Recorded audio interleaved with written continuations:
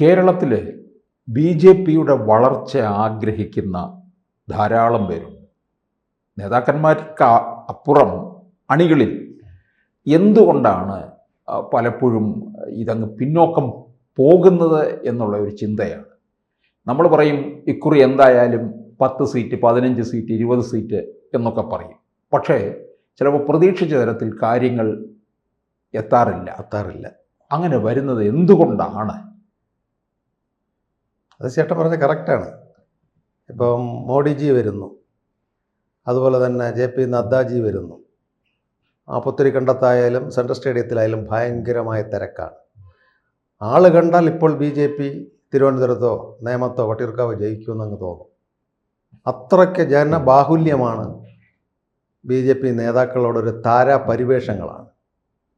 കഴിഞ്ഞ തിരഞ്ഞെടുപ്പ് കാലഘട്ടത്തിൽ തന്നെ നമുക്കറിയാം, അത്തരം നല്ല നല്ല ജനക്കൂട്ട റാലികളും യോഗങ്ങളും ഇവൻറ്റുകളും നടന്നു. പക്ഷേ അസംബ്ലി എണ്ണിയപ്പോൾ 19% മുകളിൽ വരുവാൻ കഴിഞ്ഞിട്ടില്ല. അപ്പോൾ ആ ഒരു പോക്ക് ജനകീയത, സ്റ്റേറ്റ് ലീഡേഴ്സ്, ജില്ലാ ലീഡേഴ്സിന് കുറച്ചുകൂടി ജനകീയ സ്വാധീനം വേണം. ഗ്രാസ് റൂട്ട് ലെവൽ താഴേക്കിടയിൽ പ്രവർത്തിക്കുവാൻ തയ്യാറാകണം. ചേട്ടൻ പറഞ്ഞതിൽ തന്നെ, ആ ക്വസ്റ്റ്യനിൽ തന്നെ ആൻസറുണ്ട്. ജനങ്ങളിടയിലേക്ക് ഇടപഴകി പ്രവർത്തിച്ചാലേ ഒരു ജനകീയ ലീഡറാകുവാൻ പറ്റുകയുള്ളൂ. അല്ലാതെ മസിൽ പിടിച്ചിരുന്ന് AC അകത്തളങ്ങളിൽ മാരാർജി ഭവനിലിരുന്നാലോ ജില്ലാ കാര്യാലയങ്ങളിലിരുന്നാലോ ഒന്നും ജനം വോട്ട് കൊണ്ട് കൊടുക്കുകയില്ല. നരേന്ദ്രമോദിയുടെ അന്ത്യോദയ അന്നോദയ പദ്ധതികൾ ജനങ്ങളിലെത്തിക്കുവാൻ പ്രചരണ തന്ത്രങ്ങൾ ആവിഷ്കരിക്കണം. പഞ്ചായത്ത് ലെവലിൽ, ബൂത്ത് ലെവലിൽ. അതില്ല BJPക്ക്. ആ പ്രവർത്തിക്കുന്ന പ്രവർത്തകരുടെ ആവശ്യങ്ങൾ നിറവേറ്റുവാൻ തിരഞ്ഞെടുപ്പ് കാലത്തെങ്കിലും അവർ നോക്കണം. അവർക്ക് കൊടുക്കേണ്ട ഫണ്ടുകൾ കറക്റ്റ് എത്തിക്കുവേണ്ട തയ്യാറെടുപ്പുകൾ വേണം. ഇതൊരു ലെവൽ വരെ ഇത്തരം കാര്യങ്ങൾ നിൽക്കുന്നുള്ളൂ. മാർക്സിസ്റ്റ് പാർട്ടി അതല്ല. അവരുടെ ബ്രാഞ്ചും ലോക്കലും അതിശക്തമാണ്. കേഡറാണ്. കേഡറാണ്. കോൺഗ്രസ്സിന് എത്ര ഗ്രൂപ്പ് വഴക്ക് നമ്മൾ പറഞ്ഞാലും തിരഞ്ഞെടുപ്പ് വരുമ്പോൾ ഗ്രൂപ്പ് വഴക്കുകൾ മാറ്റിവെച്ചുകൊണ്ടൊരു ഒന്നാവും.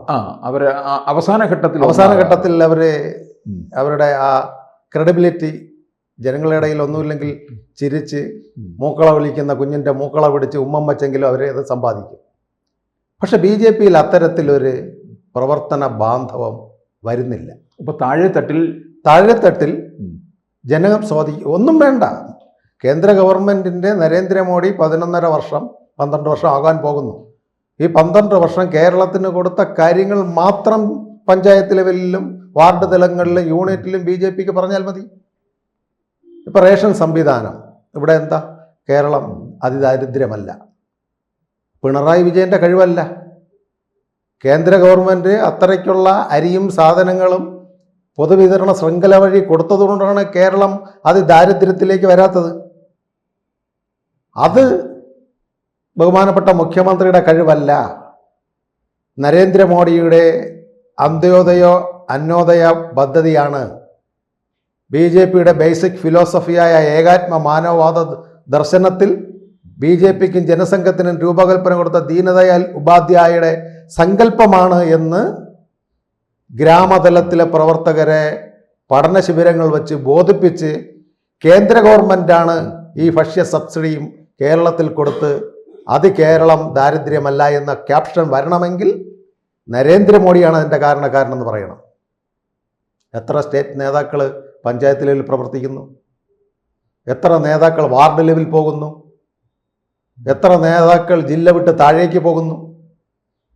അത് BJPയുടെ കേന്ദ്ര നേതൃത്വം, പുതിയ സംസ്ഥാന പ്രസിഡന്റ് ആശയവിനിമയം ചെയ്യണം, വിശകലനം ചെയ്യണം, ഒരു പ്രോഗ്രസ് കാർഡ് കൊടുക്കണം. എത്ര നേതാക്കളുടെ അവരുടെ ബൂത്ത്, സ്വന്തം ബൂത്തിൽ നേതാക്കൾക്ക് വോട്ട് ശക്തിയില്ല. എത്ര ദേശീയ നേതാവായാലും അവനവൻ്റെ ബൂത്തിൽ 5 വോട്ട് കരസ്ഥമാക്കുവാൻ പറ്റാത്ത ആൾക്കാർ ഏത്? അതുകൊണ്ടാണ് ചേട്ടൻ സൂചിപ്പിച്ച വിജയനാഥ ചേട്ടൻ പറഞ്ഞ ആ പോയിന്റിലേക്ക് വരുന്നത്. എനിക്ക് തോന്നുന്നു ഈ പ്രധാനമന്ത്രിയുടെ എത്ര നിരവധി പദ്ധതികളാണുള്ളത്. ഇപ്പം പാർപ്പിടത്തിന്റെ കാര്യത്തിൽ ആവാസ് യോജന, അതെ അതുപോലെ ആരോഗ്യ രംഗത്ത്, അതെ വായ്പാ സൗകര്യത്തിൽ നിരവധി പദ്ധതികൾ. ഇത് വേണ്ട തരത്തിൽ ഇത് ബി പ്രവർത്തകരെ ഇവരുടെ സാധാരണ ജനങ്ങളുടെ അടുക്കിലേക്ക് എത്തിക്കുന്നില്ല. കറക്റ്റ്, ഇവർക്ക് അറിയുന്നില്ല എന്നുള്ളതാണ്. Exactly correct. ഇപ്പൊ ഒരു വായ്പാ സൗകര്യം ഉണ്ടെന്ന് അറിഞ്ഞാലല്ലേ ഞാൻ ഇതുമായിട്ട് ബാങ്കിലേക്ക് പോവുകയുള്ളൂ. ഇതറിയാത്തത് ഇപ്പോൾ എങ്ങനെയാ? തിരുവനന്തപുരത്തിന്റെ വിജയം അതാണ്. ആ മിക്ക കൗൺസിലർമാർ, എൻ്റെ വാർഡിൻ്റെ കൗൺസിലർ എനിക്കറിയാം, ആക്കുളത്ത് ഉജ്ജ്വൽ യോജന പദ്ധതി, ആ കുട്ടി ഏകദേശം ഒത്തിരി പേർക്ക് ഫ്രീ ഗ്യാസ് കണക്ഷൻ വരുമാനത്തിന് താഴെയുള്ളവർക്ക് എടുത്തു കൊടുത്തു. പ്രധാനമന്ത്രിയുടെ പാക്കേജ് ഉപയോഗിച്ചു. ട്രീറ്റ്മെന്റിന് 5 ലക്ഷം സബ്സിഡി ആയുഷ്മാൻ പദ്ധതി ഉപയോഗിച്ചു. അതേപോലെ സിറ്റിയിൽ കൃഷി ഇല്ല എങ്കിലും കീര കൃഷി ചെയ്യാനും ടെറസ് കൃഷിക്കും വേണ്ടി കിസാൻ കാർഡ് പദ്ധതി ഉപയോഗിച്ചു. അതുപോലെ തന്നെ നമ്മളെ സൗരോർജ പദ്ധതി, പീയൂഷ് ഗോയലിൻ്റെ സൂര്യാഹർ പദ്ധതി 80-ൽ പരം വീടുകൾക്ക് തിരുവനന്തപുരം അർബൻ മേഖലകൾ സിറ്റി കേന്ദ്രീകരിച്ച് ആ പ്രവർത്തനം നടത്തിയതുകൊണ്ടാണ് BJP കമ്മ്യൂണിസ്റ്റുകാരെയും കോൺഗ്രസ്സുകാരനെയും 45 വർഷവും 20 വർഷത്തിൻ്റെയും പ്രവർത്തനം മുന്നിലാക്കി BJPക്ക് ഇത്രയും വരുവാൻ കഴിഞ്ഞത്. അപ്പോൾ ആ രീതിയിൽ ലീഡർഷിപ്പിൽ പ്രവർത്തകരെ ഇറക്കി സാധാരണക്കാർക്ക് അറിഞ്ഞുകൂടായെങ്കിലും ബാങ്ക് വായ്പയും കാര്യങ്ങളും ചെയ്തു കൊടുക്കും. എനിക്കറിയാം മുദ്രാ ലോൺ പദ്ധതി. ഒരു ക്യാമറാമാൻ, വളരെ ദാരിദ്ര്യത്തിൽ കിടന്ന ക്യാമറാമാനെ 5 ലക്ഷം രൂപ മെഡിക്കൽ കോളേജിലെ SPയിൽ നിന്ന് ലോൺ എടുത്തു കൊടുത്ത് വ്യവസായത്തിന് ആ കൗൺസിലർ സഹായിച്ചു കൊടുത്തു. അപ്പോൾ കൗൺസിലറിലല്ല, പക്ഷേ അത് ഒരുപാട് ആ ഏരിയയിൽ സ്പ്രെഡ് ചെയ്തു. ഇന്നാരാണ് എനിക്ക് ചെയ്തു തന്നത്.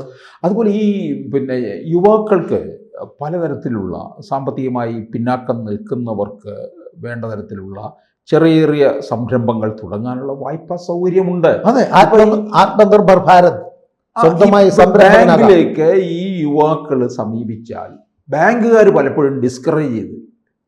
കറക്റ്റ്. പക്ഷേ ഇത്രത്തോളം വളരെ ജനകീയമായി മാറുമ്പോൾ ബാങ്കുകാർക്ക് ഒന്നും ഇടപെടാൻ പറ്റത്തില്ലാതെ വരും. അല്ല, ബാങ്കുകാർ കംപ്ലീറ്റ് അബി, all India federation of Marxist പാർട്ടിയുടെ യൂണിയനാണ്.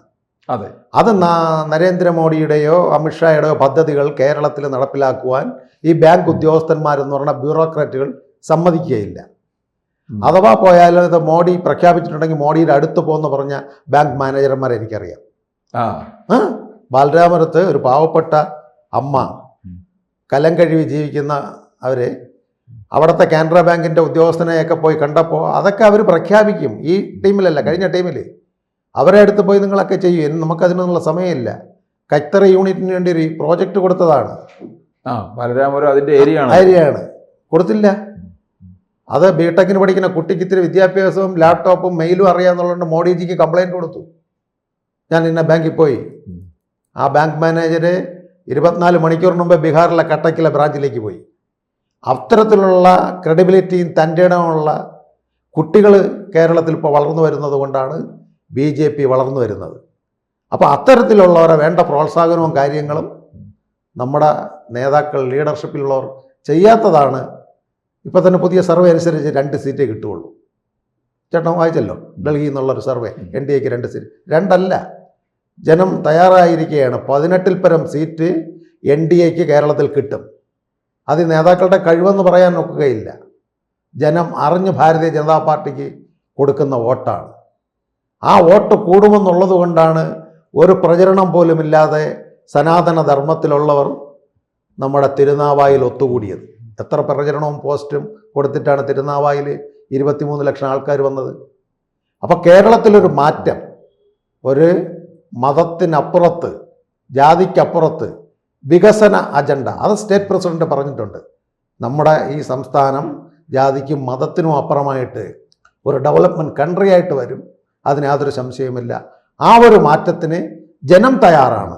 ജനത്തിൻ്റെ അടുത്ത് BJP നേതാക്കൾ എത്തുവാൻ തയ്യാറല്ല. കൂടുതൽ വാർത്തകളും വിശേഷങ്ങളും നിങ്ങളിലേക്ക് എത്താൻ ABC മലയാളം സബ്സ്ക്രൈബ് ചെയ്യുക, ബെൽ ബട്ടണും അമർത്തുക.